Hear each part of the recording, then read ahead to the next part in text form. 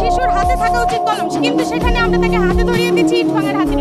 হ্যাঁ মাননীয় স্পিকার, ঠিকই শুনেছেন, আমরা এই সমাজের মানুষরাই এই কাজটি করছি, রাষ্ট্র নয় মাননীয় স্পিকার। রাষ্ট্র বিভিন্ন পদক্ষেপ নিচ্ছে। উদাহরণস্বরূপ বলতে চাই, 1999 সালে রাষ্ট্র প্রাথমিক শিক্ষার জন্য উপবৃত্তি প্রকল্প চালু করে, 2002 সালে রাষ্ট্র শিক্ষার জন্য খাদ্য কর্মসূচি চালু করে, 2009 সালে দারিদ্র পরিবারের ছেলেমেয়েদের জন্য উপবৃত্তি চালু করে। এরই ধারাবাহিকতা ষষ্ঠ থেকে দ্বাদশ শ্রেণীর জন্য রাষ্ট্র উপবৃত্তি চালু করে। এগুলো কি কাজ না, পদক্ষেপ না? তাহলে কি হয়? আমরা কি করছি এটা কি? সমাজভাবে পড়ালেখা করে কি হবে?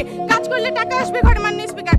আবার সমাজের এক অংশ তো সম্পূর্ণ অমানবিক মাননীয় স্পিকার। তারা শিশুদেরকে শ্রমের পণ্য হিসেবে ব্যবহার করছে মাননীয় স্পিকার। কিভাবে মাননীয় স্পিকার? একটা ছোট ছেলে বা মেয়েকে দিয়ে যদি ঘরে সারা দিনের সারা কাজ সারা বেলা করানো যায়, তাহলে কেন আমি কম পয়সায় করবো না মাননীয় স্পিকার? এই সস্তাটি তারা বেছে নিয়েছে মাননীয় স্পিকার। গবেষণায় দেখা গেছে বাংলাদেশের শিশু গৃহকর্মীদের দিয়ে দিনে প্রায় 15 ঘন্টা কাজ করানো হয় এবং শারীরিক এবং মানসিক নির্যাতন চালানো হয়।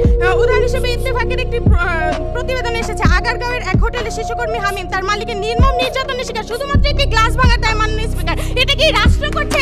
রাষ্ট্র কি তাকে শাস্তি দিয়েছে? না, সমাজ, আপনাদের সমাজ। শিশু আইন 2013 বলা হয়েছে, কোনো ব্যক্তি তার দায়িত্বে থাকা শিশু আঘাত, উৎপীড়ন বা অবহেলা করলে তাকে অনধিক 5 বছরের কারাদণ্ডে দণ্ডিত হবে। এসব পদক্ষেপ নেওয়া হচ্ছে মাননীয় স্পিকার, কিন্তু সমাজ অসচেতন। তারা জেগে জেগে ঘুমিয়ে আছে মাননীয় স্পিকার। রাষ্ট্রের উপর দায় আসতে পারে মাননীয় স্পিকার যে তারা কেন সচেতনতামূলক কাজ করছে না। তার উত্তর দিয়ে যাচ্ছে, জবাব আছে। 1993 সালে ইউনিসেফের সঙ্গে যুক্ত হয়ে মিনা কার্টুনের প্রচার হয়।